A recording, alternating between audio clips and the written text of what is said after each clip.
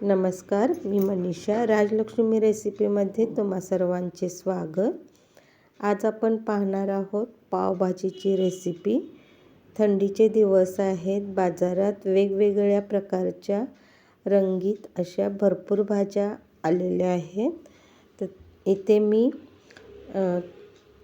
Flower, हिरवा वाटाणा, tomato, Simla मिरची, 2 मीडियम साईजचे बटाटे आणि कोबीज थोडा चिरून घेतलेला आहे. तुम्ही इथे गाजर, बीट हेही वापरले तरी चालतील. तर सगळ्या भाज्या स्वच्छ धुवून बारीक चॉप करून एका भांड्यामध्ये काढून घेतलेल्या आहेत. आता यामध्ये थोडंसं पाणी घालून मी कुकरला लावून 4 शिट्ट्या देऊन घेणार आहे. आता कुकर थंड झालेलं आहे. भाजी काढून घेतलेली आहे. आता सगळ्या भाज्या छान मॅश करून घेऊया. मी पूर्णपणे याला स्मॅश केलेली नाही आहे. मोठे मोठे चंक्स तसेच ठेवलेले आहे. आता सगळी भाजी छान मिक्स करून घेऊया. मुलं भाज्या खायला पाहत नाहीत. अशा प्रकारे चटपटीत पावभाजी केली तर मुलेही सगळ्या भाज्या मुलांच्याही पोटात सगळ्या भाज्या जातात. त्यामुळे पावभाजी ही तर केलीच पाहिजे.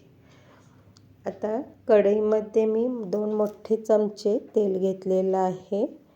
यामध्ये मोठा 1 चमचा बटर घालून घेऊया. हे अनसॉल्टेड बटर आहे.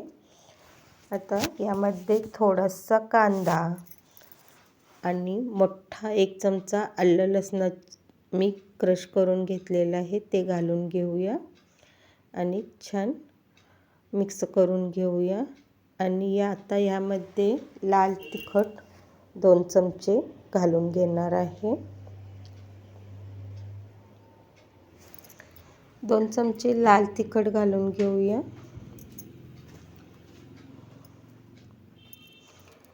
आणि 1 मोठा चमचा पावभाजीचा मसाला मी यामध्ये घालून घेणार आहे. लाल तिखट तेलावर छान परतून घेऊया. आणि 1 मोठा चमचा मी इथे पावभाजीचा मसाला घातलेला आहे. ते छान सगळं मिक्स करून घेऊया आणि स्मॅश केलेली भाजी यामध्ये घालून घेऊया. सगळी भाजी तिखटमध्ये मिक्स करून घेऊया आणि चवीपुरतं मीठ घालून पुन्हा एकदा छान मिक्स करून घेऊया.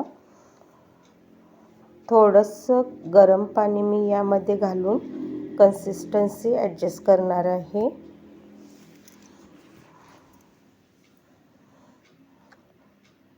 थोडीशी कोथिंबीर घालून घेऊया आणि एकसारखं छान सगळं मिक्स करून याला छान उकळी काढून घ्यायची आहे. आता भाजी मी दुसऱ्या बर्नरवर ठेवून इथे मी तोपर्यंत पाव भाजून घेणार आहे. छान बटरवर पावभाजीचे पाव भाजून घेऊया आणि थोडंसं लाल तिखट मी त्याला लावून घेणार आहे.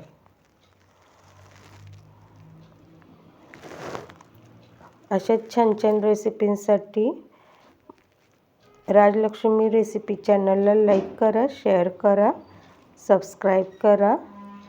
आणि तुम्ही फेसबुक आणि इंस्टावर जर पाहत असाल तर माझ्या पेजला, राजलक्ष्मी पेजला तुम्ही फॉलो करा. आता ब्रेडही छान भाजून झालेले आहेत. पावभाजीलाही छान उकळी आलेली आहे. भाजीला छान उकळी आलेली आहे. सर्व करून यामध्ये थोडंसं बटर घालून ब्रेडवर लाल घेऊया. भाजी घेतलेलं आहे. आणि आता गॅस बंद करून पावभाजी सर्व करून घेऊया.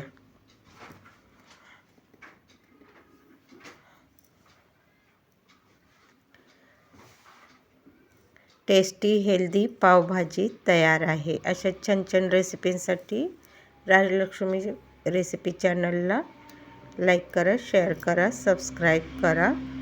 धन्यवाद.